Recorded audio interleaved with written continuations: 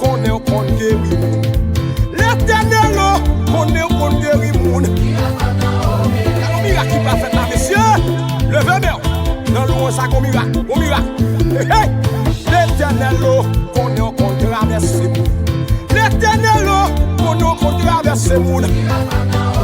Levez-moi, recevoir. Recevoir. Recevoir. Recevoir. Hey! L'éternel qu'on nous ouvre. L'éternel qu'on nous porte. Vous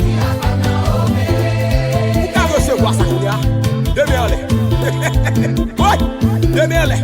L'éternel qu'on nous. Amis auditeurs, amis téléspectateurs, nous vous disons bonsoir et bienvenue à notre étude biblique de ce soir. Nous allons continuer avec notre série d'études bibliques sur la famille. Récemment, nous avons parlé du couple, le sexe dans le couple. Et ce soir, nous allons aborder un sujet vraiment important. C'est le ministère et la famille. Est-ce qu'un pasteur ou une pastoresse doit prioriser son ministère au dépens de sa famille? Il y a quelques mois de cela, je ne me rappelle plus, peut-être il y a 3 ou 4 mois de cela, il y a un pasteur français, Daniel Vindini, qui avait fait un enseignement sur le net et j'étais bien obligé de monter au créneau pour prendre le contre-pied de cet enseignement anti-biblique ou un enseignement déformé. Car M. Vindini avait dit, le pasteur Vindini avait carrément déclaré que le ministère vient avant la famille et que le pasteur doit prioriser son ministère. Dieu va s'occuper de sa femme et de ses enfants. Et il avait même traité les pasteurs qui prônent ou qui mettent l'accent sur la parole de Dieu, parce que la parole est claire, nous allons le voir ce soir. L'ordre établi par Dieu, c'est Dieu, la famille, l'Église ou le ministère. Donc la famille vient avant le ministère. Mes chers amis, imaginez un jeune pasteur plein de feu pour Dieu. Il prêche avec onction et les âmes se convertissent. Les âmes se convertissent, l'église grandit, les gens l'adorent, les jeunes de l'église cherchent ses conseils, les gens veulent être avec lui pour l'écouter. Les conseils qu'il donne aident beaucoup de foyers, de familles au sein de son assemblée, aident beaucoup ces familles à grandir dans la foi. Mais ce même pasteur, à la maison, c'est le silence. C'est le silence. Ce même pasteur qui aide beaucoup de gens à l'église, qui supporte beaucoup de gens, sa femme pleure en silence. Sa femme pleure seule le soir. Et de l'autre côté, ses enfants ne le reconnaissent plus. Ses enfants ou les enfants de ce pasteur ne jouissent pas de la présence de leur père. Ils abandonnent, ils priorisent son ministère. Et quand la femme ose lui dire, mais tu ne peux pas nous abandonner, tu dois aussi être là pour nous rapidement, ce pasteur monte au créneau et il traite de sa femme de tous les maux. Écoutez, tu fais obstacle à l'œuvre de Dieu. Je dois m'occuper des choses de Dieu. Je dois aider des gens. C'est pourquoi je suis appelé. C'est pourquoi Dieu me donne l'onction pour aider les autres, pour que les autres ne meurent pas, pour sauver les autres. Mais pendant qu'il sauve les autres, sa femme et ses enfants périssent. Parce qu'il priorise son ministère. Et qu'est-ce qui arrive souvent dans ces cas-là? Des fois, il y a de l'adultère. Les enfants tombent dans des situations de non-retour. Les enfants du pasteur deviennent des délinquants. Ils tombent dans le vol. Ils tombent dans l'impudicité. Et le pasteur de son côté prie pour dire que c'est le diable qui est responsable. Et qu'est-ce qui se passe? Des fois, le foyer de ces pasteurs peut s'effondrer. S'effondrer. Je connais beaucoup de ces histoires-là. Et ce n'est pas seulement pour les pasteurs, mais aussi pour les diaconesses, les femmes, qui négligent leur devoir conjugal, qui négligent leur foyer. Et cela finit toujours en queue de poisson, mes chers amis. Oui, à cause de cette situation, à cause de cet enseignement diabolique, je peux le dire, quand on fait savoir qu'il faut prioriser le ministère de l'Église au détriment de la famille, c'est le ministère qui vient avant, ces leaders qui prônent cet enseignement contraire à la parole de Dieu sont la cause de l'effondrement de beaucoup de foyers dans le secteur évangélique. Mes chers amis, le ministère ne passe pas avant la famille. Et dans cette étude, nous allons faire parler la Bible. Je ne vais pas donner mon opinion, mais nous allons faire parler la Bible. Récemment, il y a quelques mois, le pasteur Vindini, il avait fait un enseignement, il a pris un tas de versets hors contexte pour montrer, pour justifier sa position. Mais la parole de Dieu est claire et ce soir, nous allons le voir. Ne laissez pas l'ennemi détruire votre foyer. Mes chers amis, nous allons ouvrir ce soir la parole de Dieu. Je vais faire parler la Bible et vous allez découvrir que Dieu a établi un ordre clair. Et cet ordre est non négociable. Non négociable. Quel est cet ordre? Dieu le dit clairement, c'est Dieu en premier, 2, la famille, 3, l'Église ou le ministère. Et mes chers amis, quiconque inverse cet ordre prend le contre-pied de la volonté de Dieu. Prend le contre-pied de la volonté de Dieu. On n'a pas besoin de chercher 1000 choses. Il est clair, Dieu, la famille, l'Église. Et 1 Timothée 3, verset 4-5 est clair. Il n'y a pas d'énigme dans ce verset. Il n'y a pas de parabole dans ce verset. Paul, sous l'inspiration du Saint-Esprit, s'est exprimé très clairement. Paul ne pouvait pas être plus clair que cela. 1 Timothée 3, verset 4-5. Nous allons faire parler la Bible. Notre verset de base, c'est 1 Timothée 3, verset 4, 5, mais nous irons plus loin.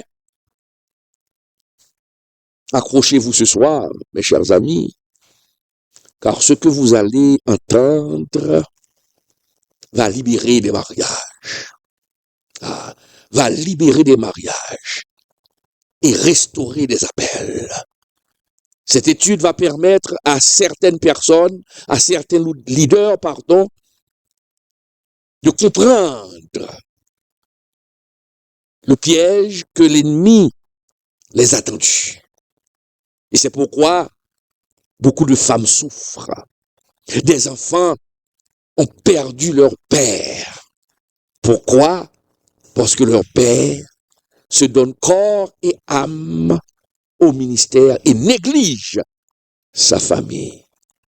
Comme je viens de le dire, mes chers amis, la parole est claire. 1 Timothée 3, verset 4, 5 est clair. Nous allons mettre ça à l'écran. Regardez.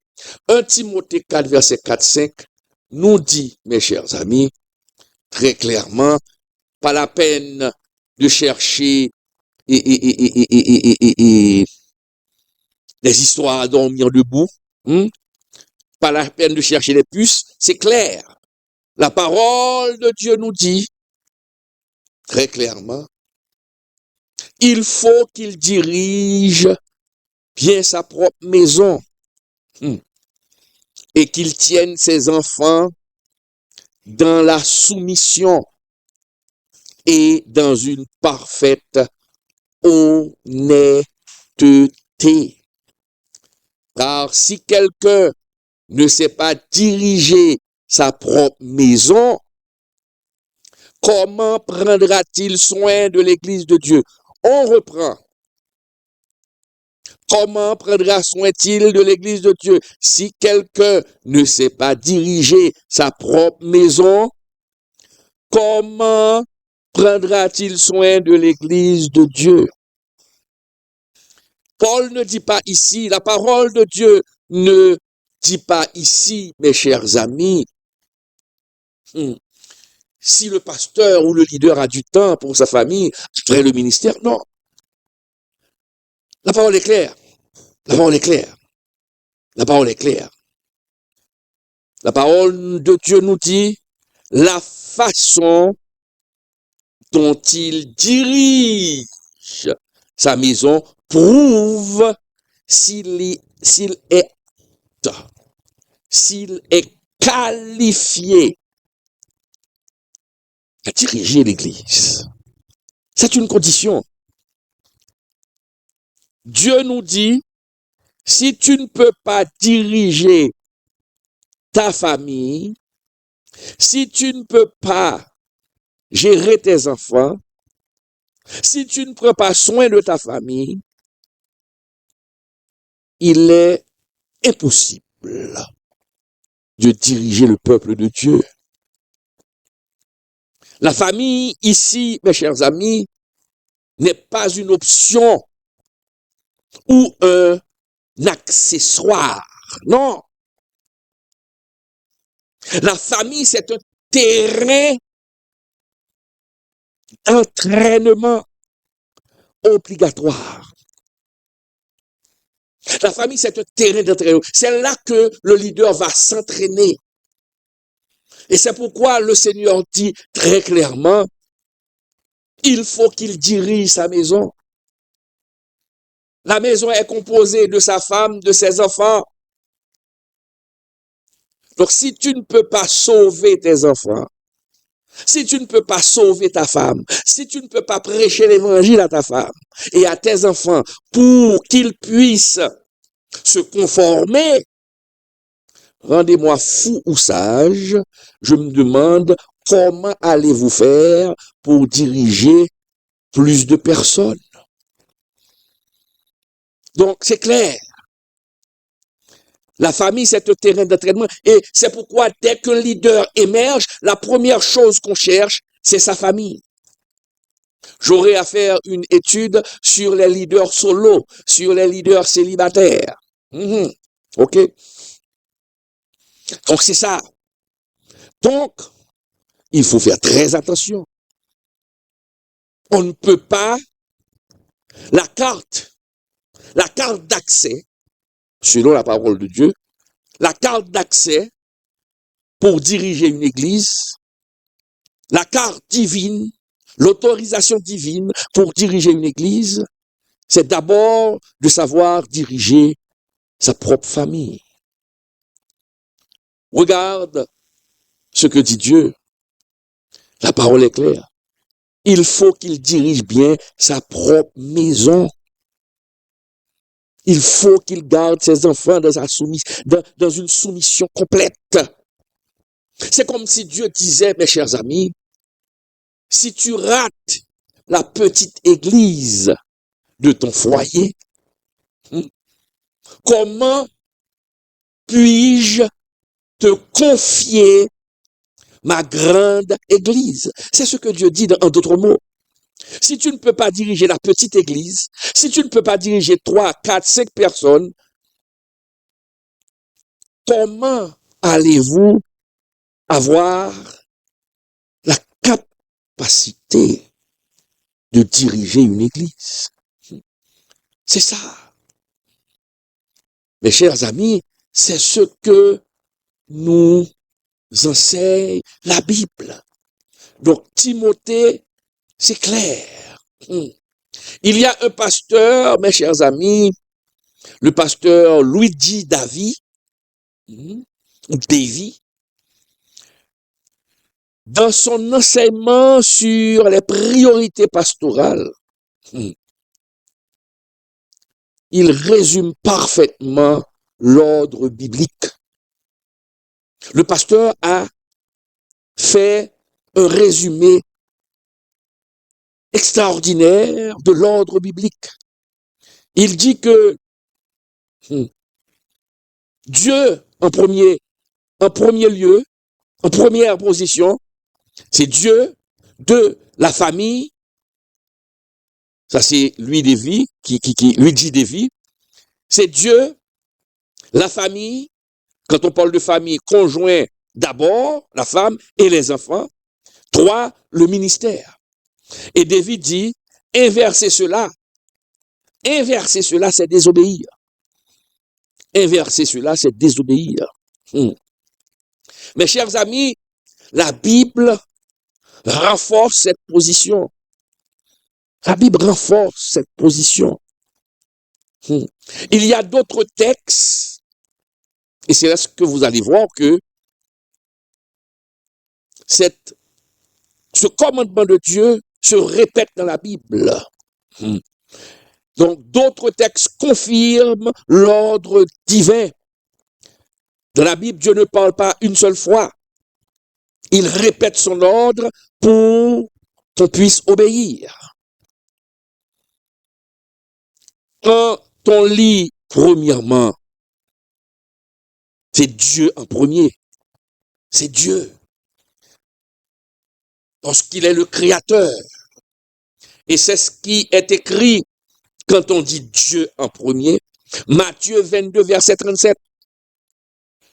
Matthieu 22, verset 37, qui nous dit rapidement, nous allons lentement ce soir, Jésus lui répondit, tu aimeras le Seigneur ton Dieu de tout ton cœur, de toute ton âme et de toute ta pensée.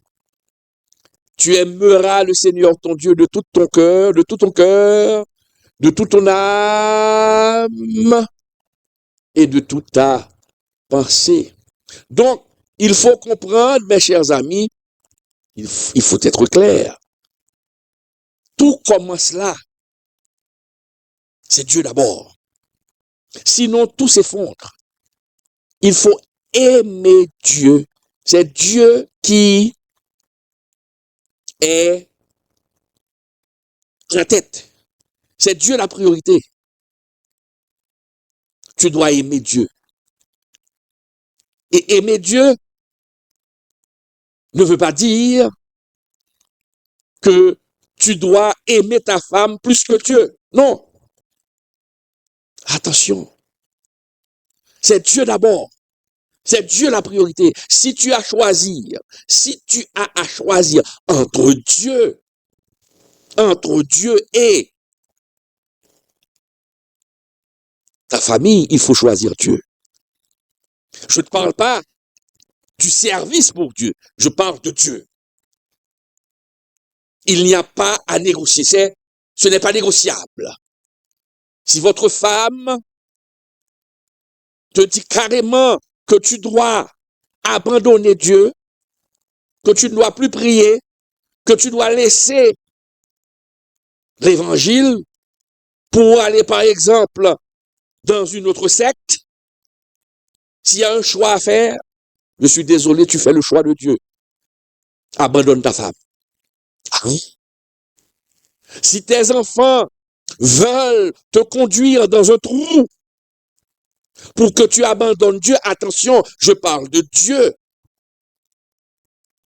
De plus servir Dieu parce que il faut faire cette différence entre Dieu qui est notre Dieu et le service de Dieu qu'on fait à l'église. Ah, c'est ça. On continue à aimer Dieu, on aime Dieu, on prie, on respecte ses commandements, mais si votre femme ou votre mari vous dit carrément qu'il ne faut plus prier, nous allons servir d'autres dieux,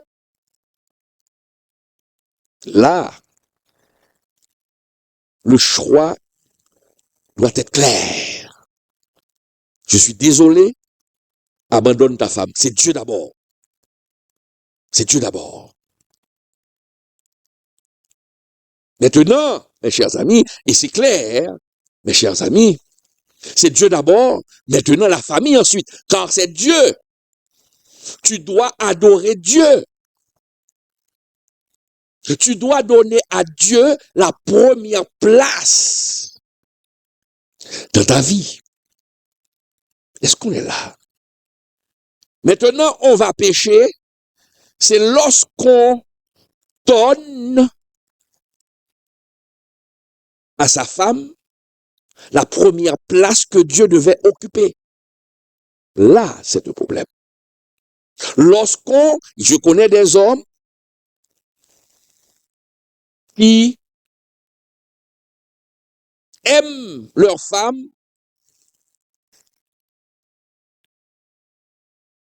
à un niveau, je pourrais dire, un amour qui atteint même, qui rivalise même avec l'idolâtrie. L'amour est tellement fort pour la femme que l'homme idolâtre sa femme. Il est en train d'idolâtrer sa femme. À ce moment, vous êtes en train de pécher. Je connais des hommes et des mères qui sont fous pour leurs enfants. L'enfant fait n'importe quoi, ils ne disent rien. Ils ne disent rien. Ils sont en train d'idolâtrer l'enfant. À ce moment, vous donnez à l'enfant la place de Dieu. Vous considérez l'enfant comme Dieu, comme votre Dieu. Je connais des hommes de Dieu. Bon, il y a un exemple dans la Bible. Élie. Élie n'a jamais pris de mesure contre ses enfants. Il idolâtrait les enfants. Il laissait aux enfants de faire ce qu'ils veulent. Et les enfants se comportaient très mal dans le temple. Ils volaient. Ils faisaient toutes sortes d'exactions. Ils étaient impudiques. Mais Élie ne disait rien. Donc, si les enfants sont en train de violer les principes de Dieu, c'est Dieu d'abord. Tu dois prendre des mesures. Tu dois prendre des mesures. On ne peut pas laisser aux enfants faire n'importe quoi. Leader. Vous ne devez pas laisser vos enfants faire n'importe quoi au sein de l'église. Je connais des pasteurs qui laissent leurs enfants diriger l'église à leur place. Je connais des pasteurs qui laissent leurs enfants diriger la mission à leur place, une mission à leur place. L'appel n'est pas sur votre enfant, l'appel est sur vous. Quand vous agissez ainsi,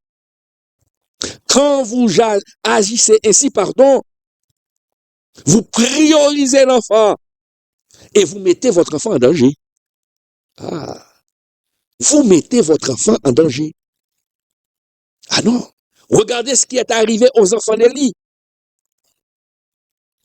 Il faut voir ce qui est arrivé aux enfants d'Élie. À cause de leur désobéissance, à cause de leur comportement, ces enfants sont morts.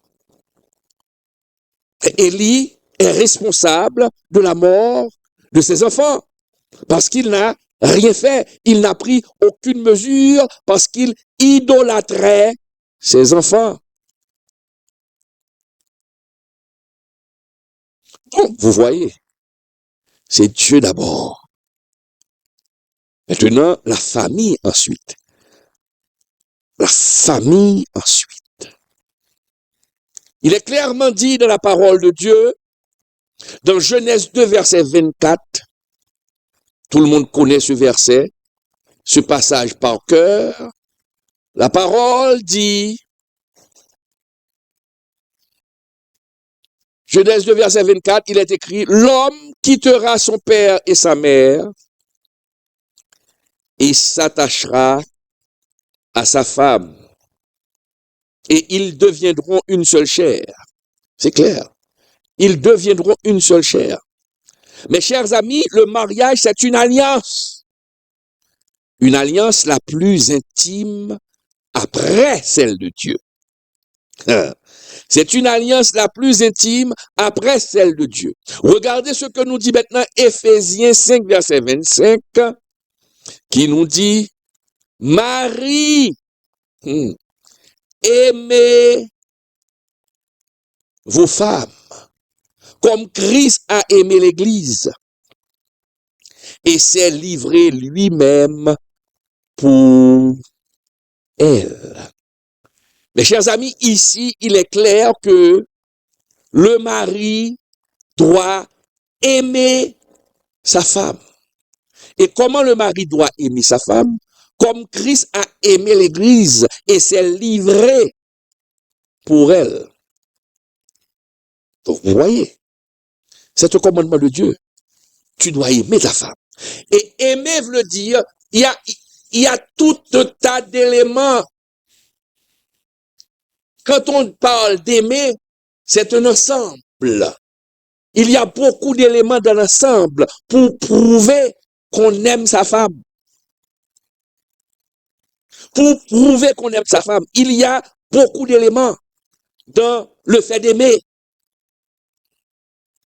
Et la parole est claire, comme Christ a aimé l'Église.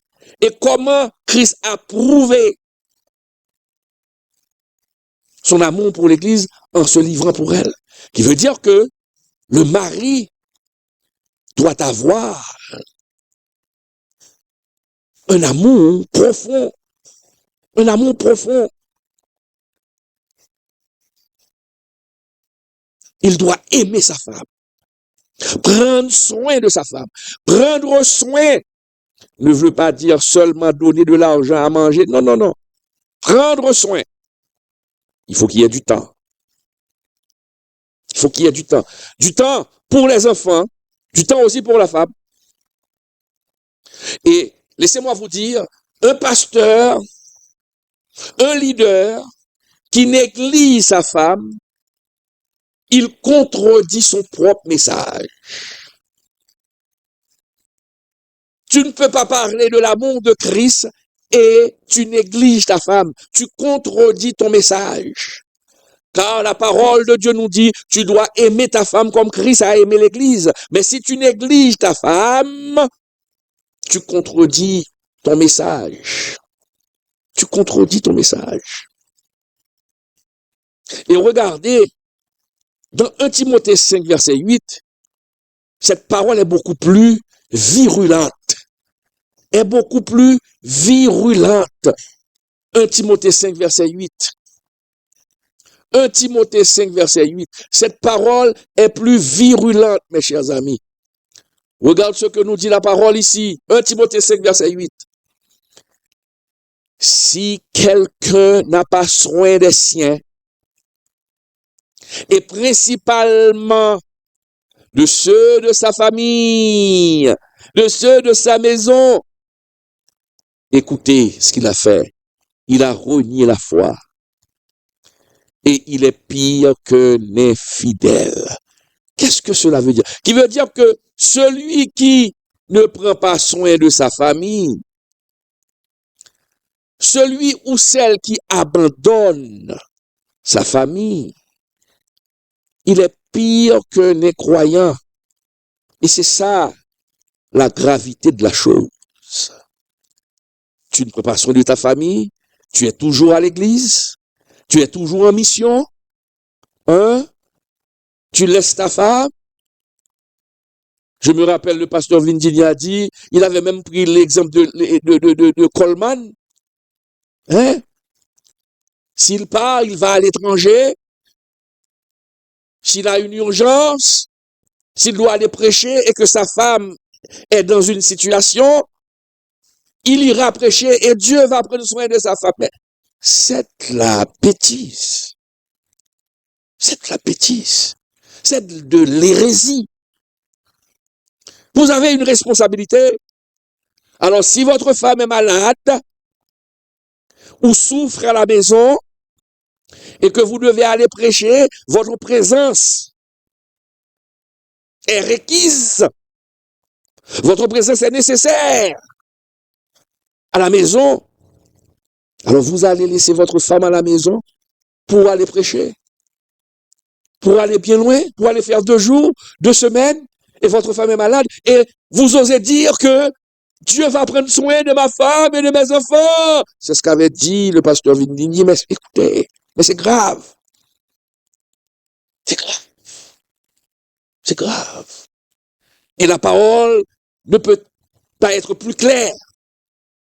La parole nous dit ici, dans 1 Timothée 5, si quelqu'un n'a pas soin des siens, un prétexte que vous allez en mission, vous allez passer 2 mois, 3 mois en mission pour le Seigneur, et vous laissez votre femme. Je vais parler tout à l'heure des femmes qui abandonnent leur mari. Tout à l'heure, je vais venir. Mais laisse-moi, en ce moment, parler des pasteurs. Parce que ces cas-là sont beaucoup plus fréquents. Vous allez voyager, vous passez 1 mois à l'étranger en train de prêcher, et qu'est devenue votre femme?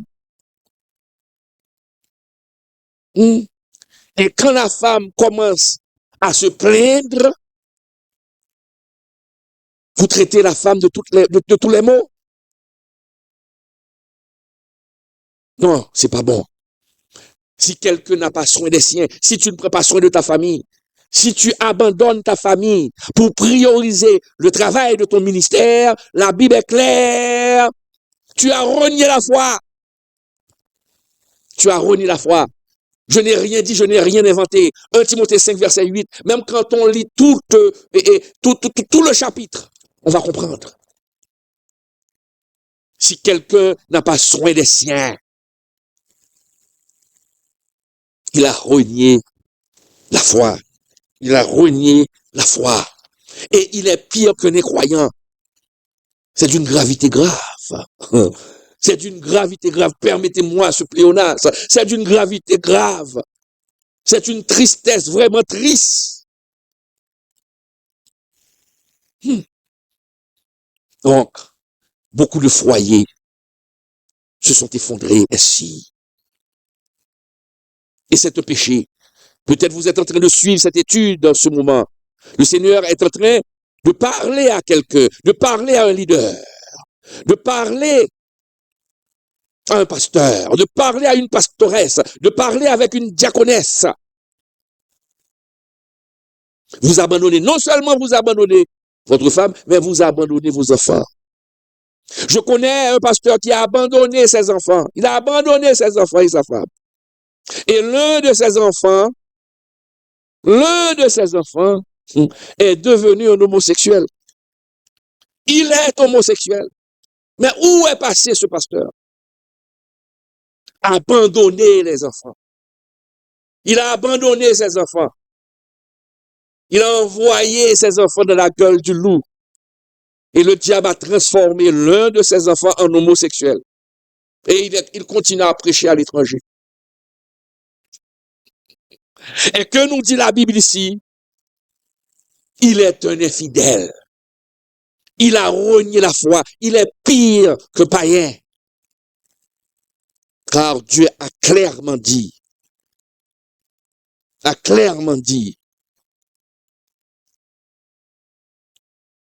c'est Dieu,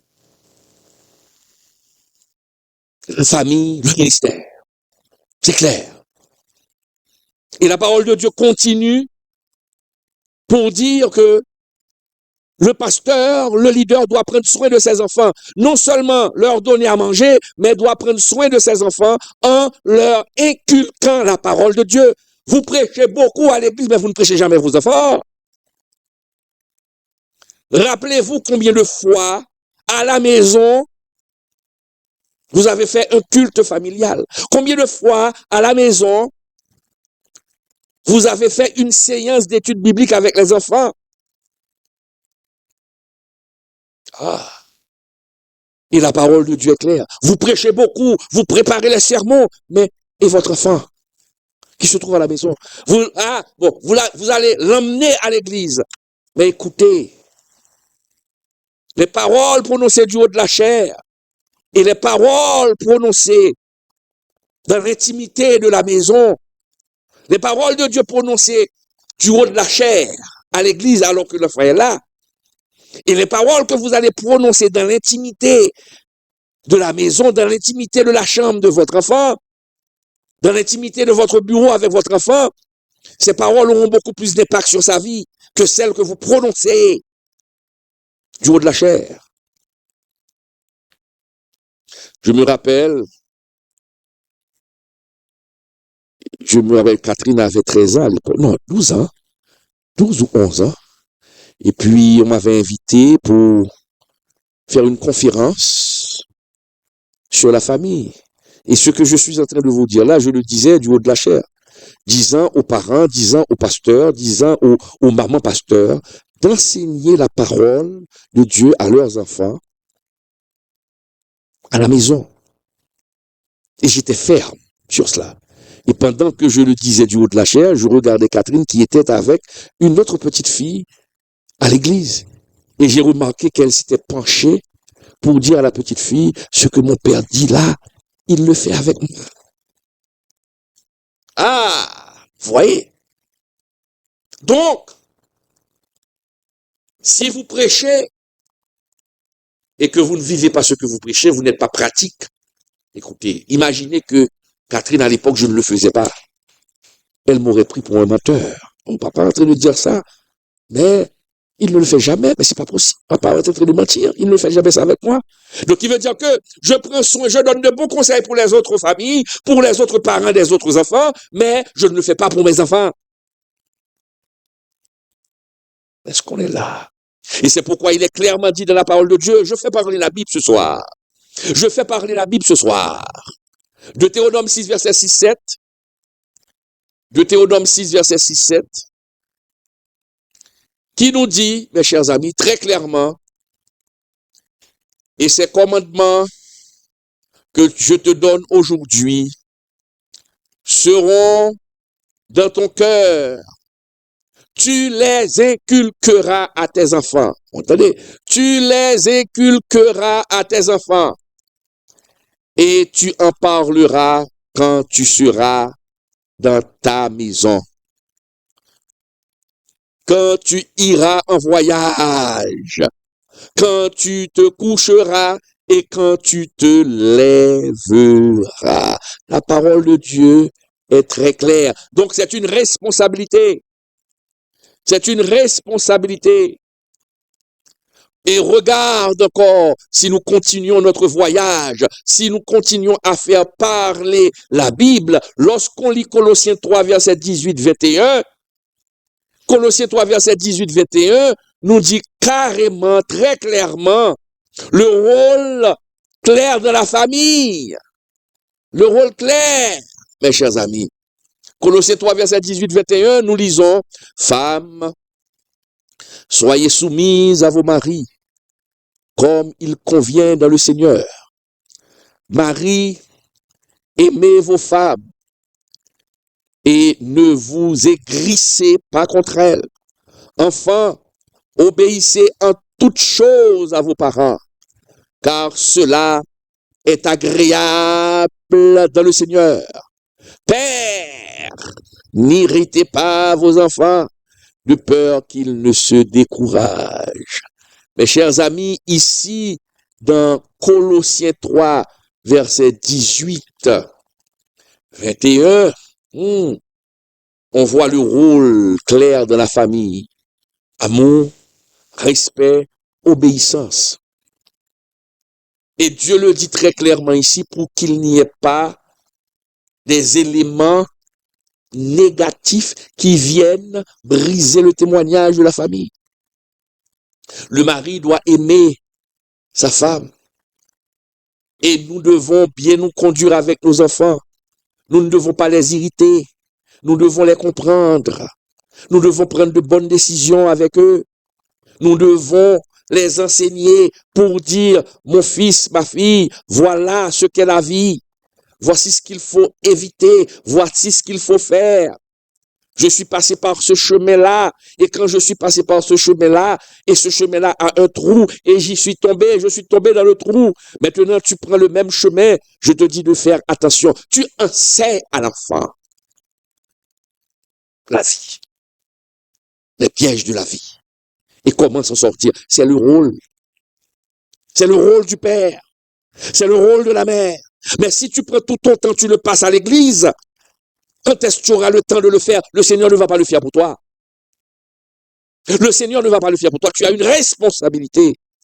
Il faut qu'il y ait un équilibre. Il faut qu'il y ait un équilibre, pardon. Il faut qu'il y ait un équilibre. Il faut qu'il y ait un équilibre. Donc c'est la famille. Et c'est pourquoi Dieu, si tu ne diriges pas bien ta maison, comment veux-tu diriger bien l'église? Donc tu ne peux pas diriger ta famille. Tu ne peux pas conseiller ta femme. Tu ne prends pas soin de tes enfants. Tu n'es jamais là. Et maintenant, tu veux diriger d'autres personnes. Et le peuple, quand tu te présentes à l'église, ce que le peuple regarde, c'est comment tu te comportes avec ta famille. Comment sont tes enfants?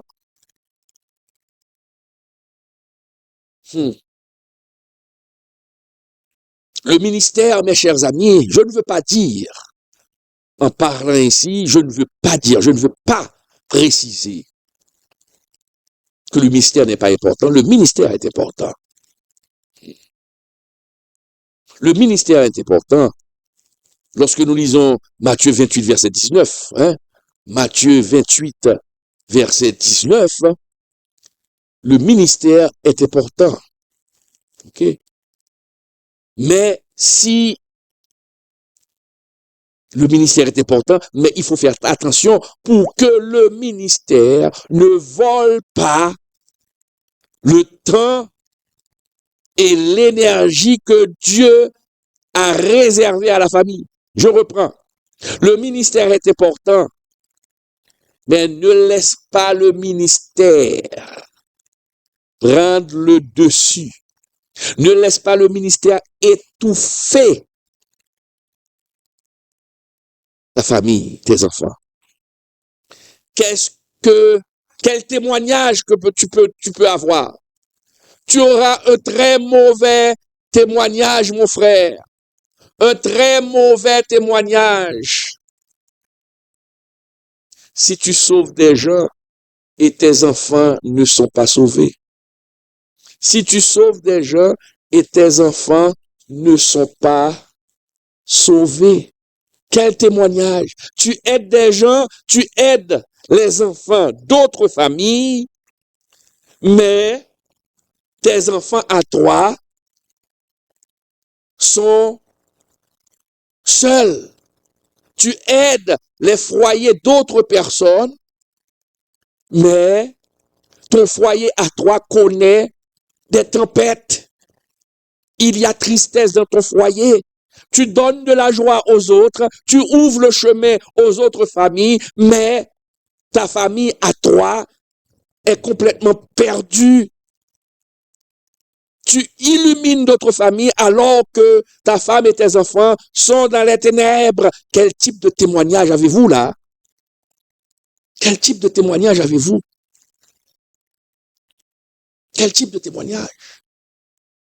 Vous avez un très mauvais témoignage. Il y a beaucoup de théologiens de renom, les réformateurs, ont tous donné leur opinion sur ce sujet. Ils ont étudié, ils ont enseigné la parole de Dieu sur ce sujet.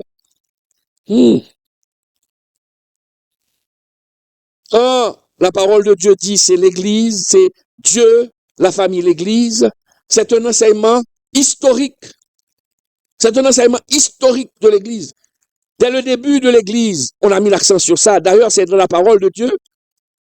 Le réformateur Jean Calvin, regarde ce que Jean Calvin a dit au sujet de 1 Timothée 3, verset 4-5, qu'on vient de voir. C'est la base de notre étude de ce soir. C'est notre texte de référence. Regarde ce que Jean Calvin a dit. Jean Calvin a déclaré, je le cite, Jean Calvin a déclaré, mes chers amis,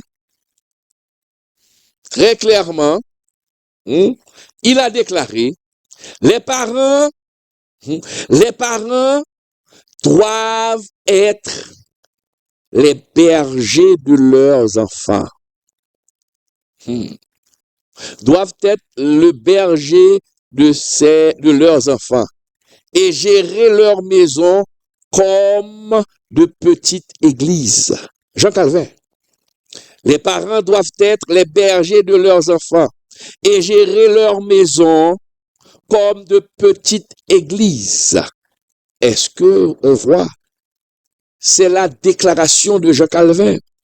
Pour Jean Calvin, le foyer est une mini-église. Donc, si on ne peut pas gérer une mini-église, rendez-moi fou sage, comment allez-vous gérer un méga-église? Si la petite église n'est pas en ordre, l'église locale ne le sera pas non plus. L'église locale ne le sera pas non plus. Et c'est pourquoi Jean Calvin est clair. Les parents doivent gérer, doivent être les bergers.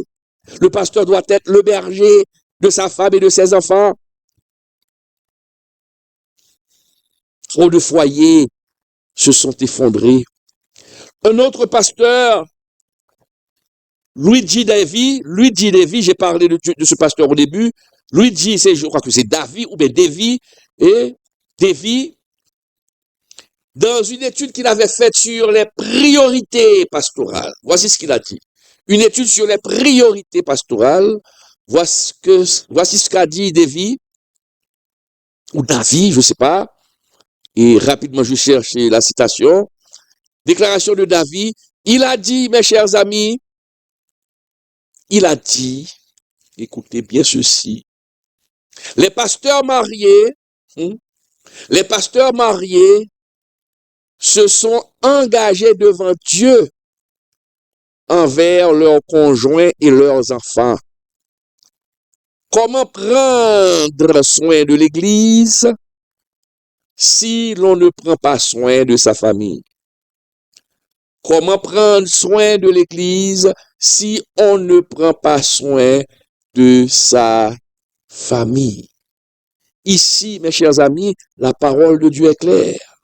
Il y a d'autres théologiens contemporains, mes chers amis. Tous ces théologiens contemporains sont unanimes. Cela me prendrait beaucoup de temps pour citer chaque théologien qui parle du respect de l'ordre de Dieu pour la famille, qui est Dieu famille, ministère. Dieu, famille, ministère.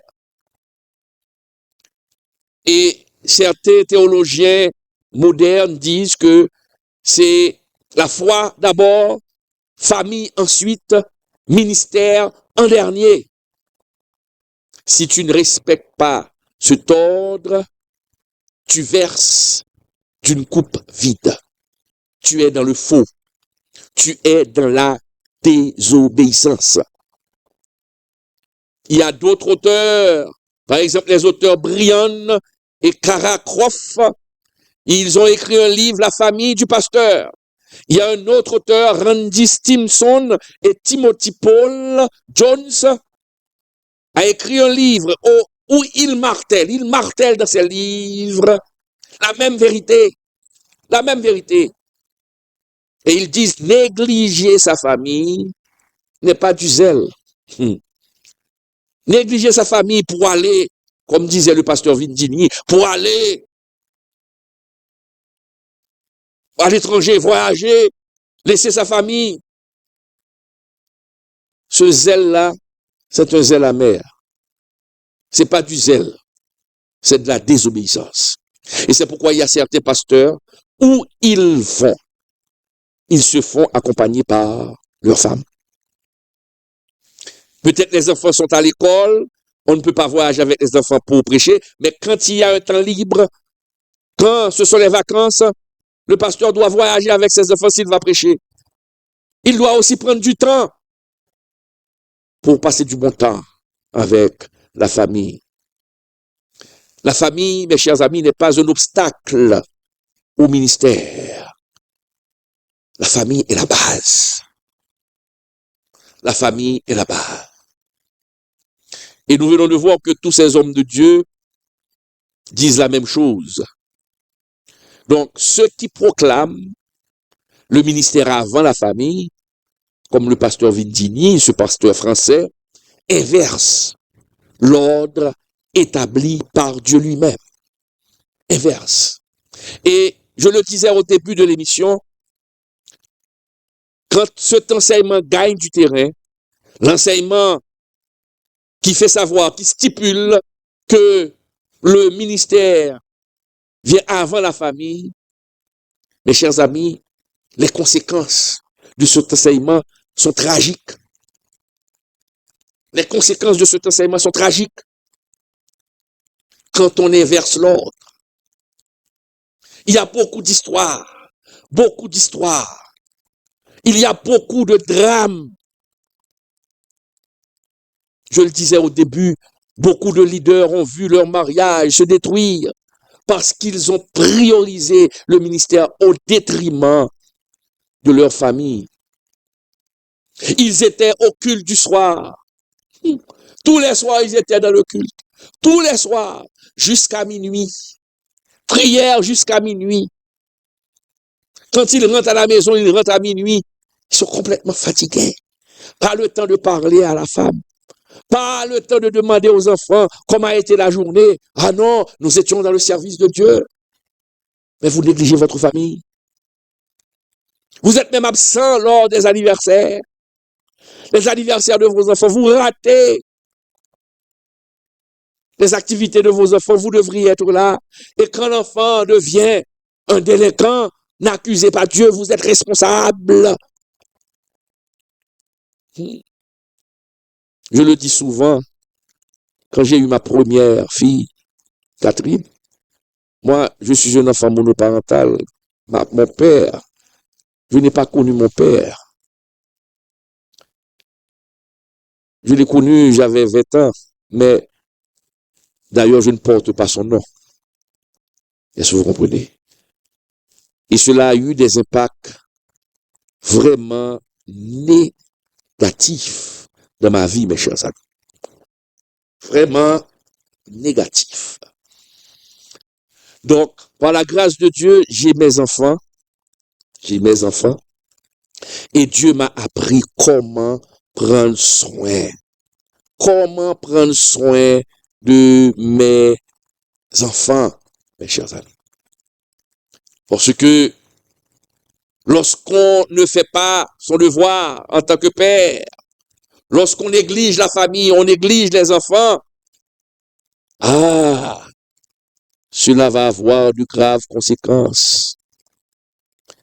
Vous négligez votre famille, vous rentrez très tard, pas de conversation avec votre femme, des conversations profondes.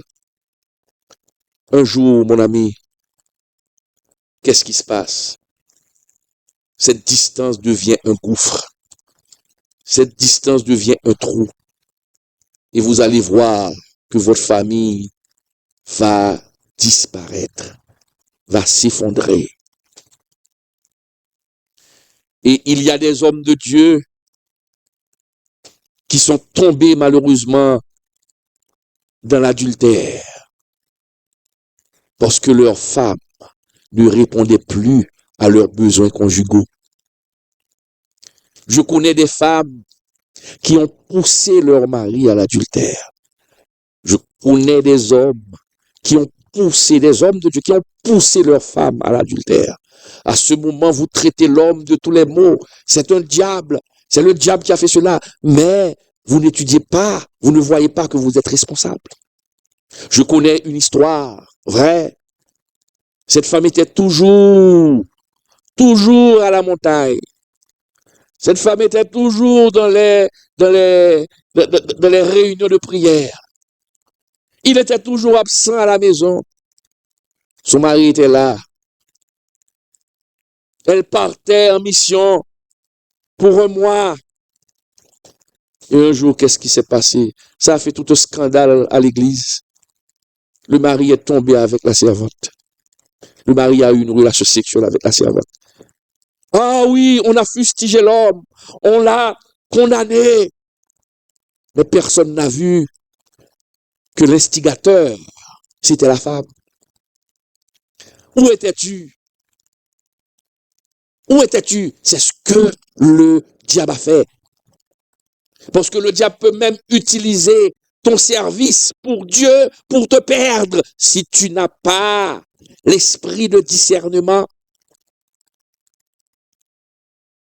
Et c'est pourquoi il est clairement dit, mes chers amis, dans 1 Corinthiens 7, verset 3-5, la parole est claire. Dans 1 Corinthiens 5, verset 3-7, il est très clairement dit, mes chers amis, 1 Corinthiens 7, verset 5, il est dit, mes chers amis, ne vous privez point l'un de l'autre, si ce n'est d'un commun accord, pour un temps, afin de vaquer à la prière, puis retourner ensemble, de peur que Satan ne vous tente par votre incontinence. Privez-vous l'un de l'autre. Comment? Comment? De commun accord. Mais cette femme est partie et a laissé son mari. Je vais faire le travail de Dieu. Je vais faire la chose. Et puis le mari est tombé avec la servante. Il y a des femmes de pasteurs qui sont tombées avec quelqu'un d'autre parce que le mari ne répondait pas. Il n'était pas là pour répondre à ses besoins conjugaux. Ses enfants deviennent des délinquants parce qu'il n'était pas là pour les conseiller, pour les diriger. Mon frère, ma sœur, quand le pasteur est épuisé, absent émotionnellement et physiquement, la femme se sent seule. Les enfants se sentent seuls. Le lien conjugal se brise et la tentation fait son apparition. Ce n'est pas une excuse, mes chers amis, mais la Bible est claire. La Bible est claire. Satan attaque là où le foyer est faible. Et parfois, le diable vous pousse même à commettre ces erreurs. Nous pouvons même prendre l'exemple, mes chers amis. On a parlé de ça tout à l'heure d'Élie, dans 1 Samuel 2, verset 4. Voilà. L'exemple d'Élie, c'est clair. Mes chers amis, chers pasteurs, leaders, apôtres, serviteurs, vous êtes en train de m'écouter en ce moment. Vous êtes en train de m'écouter en ce moment. Dieu ne te demande pas de choisir entre lui et la famille. Non. Car Dieu doit être la priorité. Mais Dieu te demande de suivre son ordre. Quel est l'ordre de Dieu? Dieu en premier, prière, parole, ta femme et tes enfants ensuite, temps de qualité, amour sacrificiel, éducation biblique, le ministère en troisième, service joyeux, pas d'idolâtrie.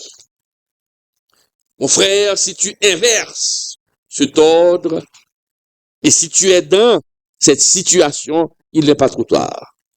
Il n'est pas trop tard. Tu dois te reprendre, pardon. Diaconesse, pastoresse, tu es dans cette situation. Il y a le temps, c'est le temps de te reprendre. Tu dois te repentir. Dès qu'on parle de repentance, on pense toujours aux païens. Mais la repentance, il y a beaucoup de chrétiens qui ont besoin de se repentir. Il y a beaucoup de chrétiens qui ont besoin de se repentir. Mon frère, pasteur, évangéliste, demande pardon à ta femme, demande pardon à tes enfants et va réorganiser ta vie. Va réorganiser ton agenda. C'est important.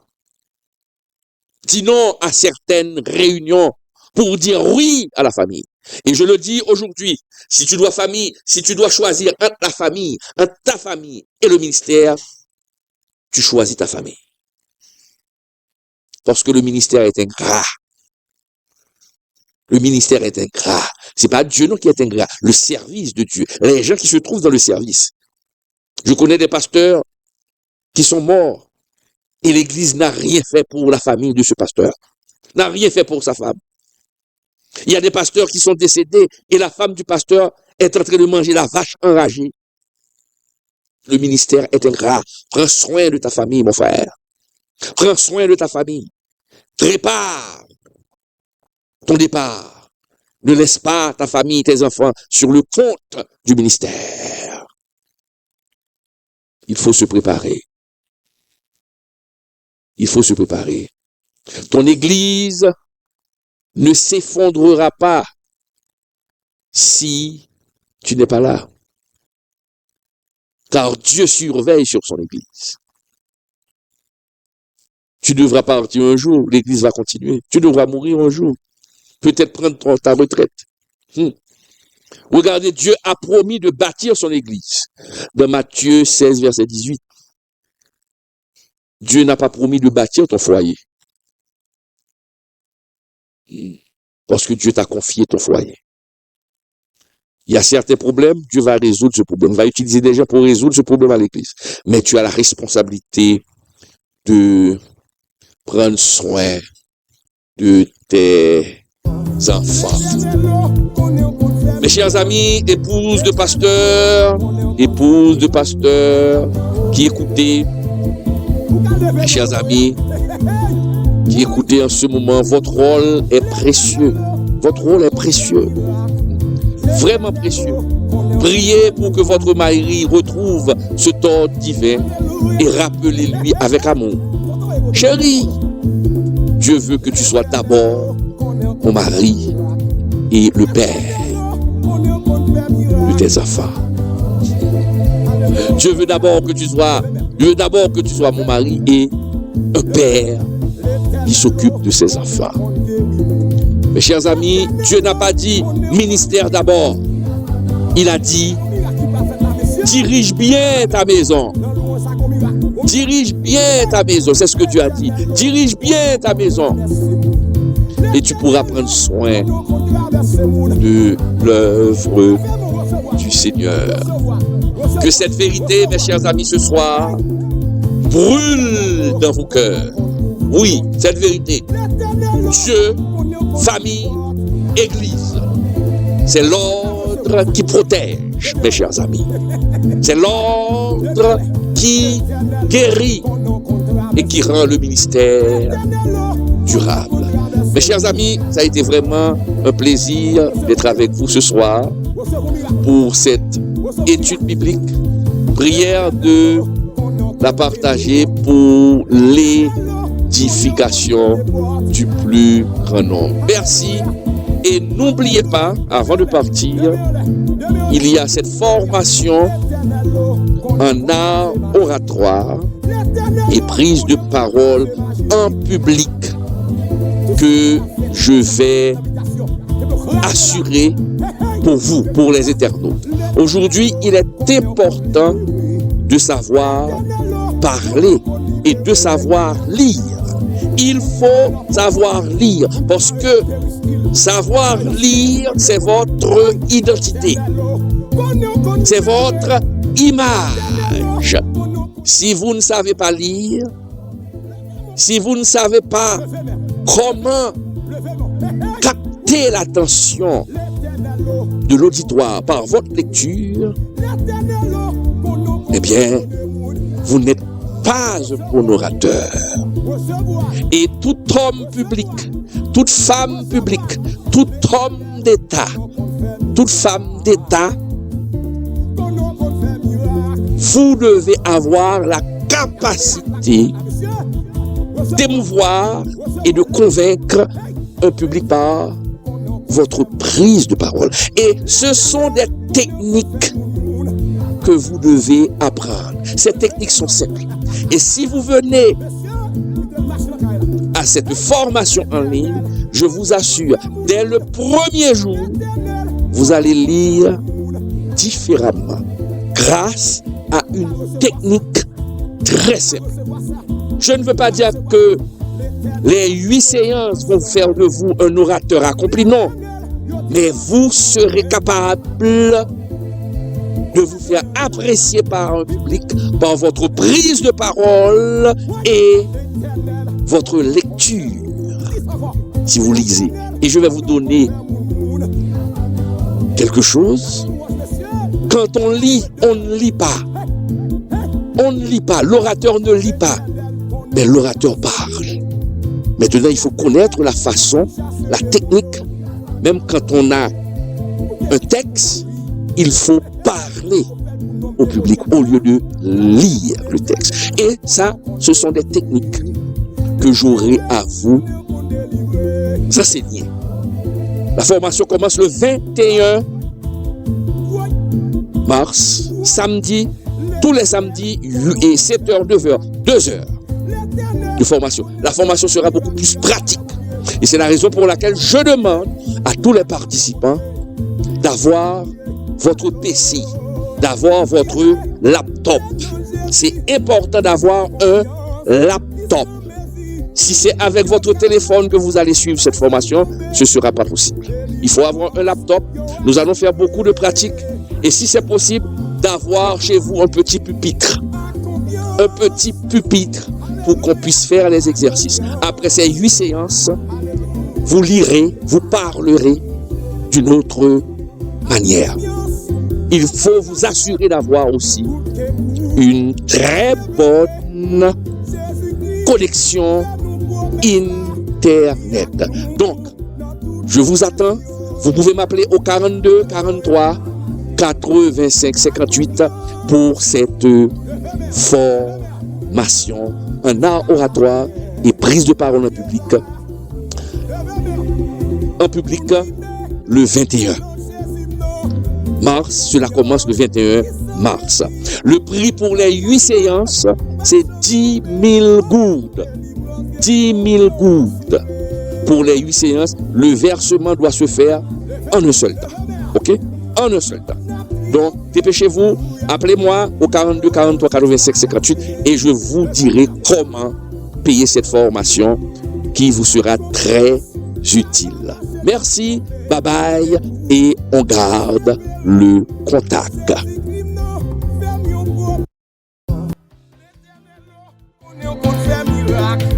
L'éternel, qu'on est en train de faire miracle, miracle va opérer.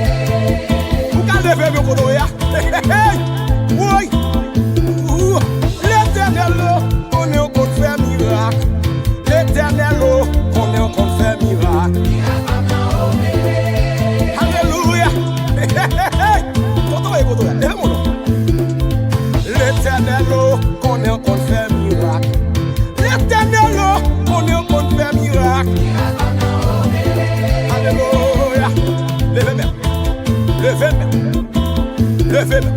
L'éternel, oh, connaît au compte guéri. L'éternel, oh, connaît au compte guéri. Pourquoi faut-il soutenir ceux qui prêchent la parole? Savais-tu que la Bible enseigne qu'il faut soutenir ceux qui nous enseignent la parole? Et tu vas voir pourquoi c'est important. Dans Galates 6:6, il est écrit que celui à qui l'on enseigne la parole fasse part de tous ses biens à celui qui l'enseigne. Cela signifie que lorsqu'on reçoit un enseignement spirituel, il est normal d'aider ceux qui nous instruisent. Dans 1 Corinthiens 9:14, Paul rappelle: le Seigneur a ordonné à ceux qui annoncent l'Évangile de vivre de l'Évangile. Jésus lui-même a prévu que ceux qui consacrent leur vie à prêcher doivent pouvoir en vivre. À l'époque biblique, les apôtres voyageaient et dépendèrent des dons des croyants pour continuer leur mission. Aujourd'hui, c'est pareil. Pasteurs, évangélistes, créateurs de contenu chrétien. Ils passent du temps à enseigner et ont besoin de soutien pour continuer. Comment appliquer ce principe? En les soutenant par des dons, en priant pour eux, en partageant leur contenu et en les encourageant. Et toi, connais-tu quelqu'un qui enseigne la parole et que tu pourrais bénir aujourd'hui? L'éternel, oh, connaît au compte fait miracle. L'éternel, oh, connaît au compte fait miracle. Miracle en opéré. Vous allez lever vos côtés, oui. L'éternel, oh, connaît au compte fait miracle. L'éternel, oh, connaît au compte fait miracle. Alléluia. L'éternel, oh, connaît au compte fait miracle. L'éternel, oh, connaît au compte fait miracle. Alléluia. Levez-moi. Levez-moi. Levez-moi. L'éternel, oh, connaît au compte guéri. L'éternel, oh, connaît au compte guéri. Un miracle qui va faire là, messieurs. Levez-moi. Dans le monde, ça comme miracle. L'éternel, oh, connaît au compte ramasser.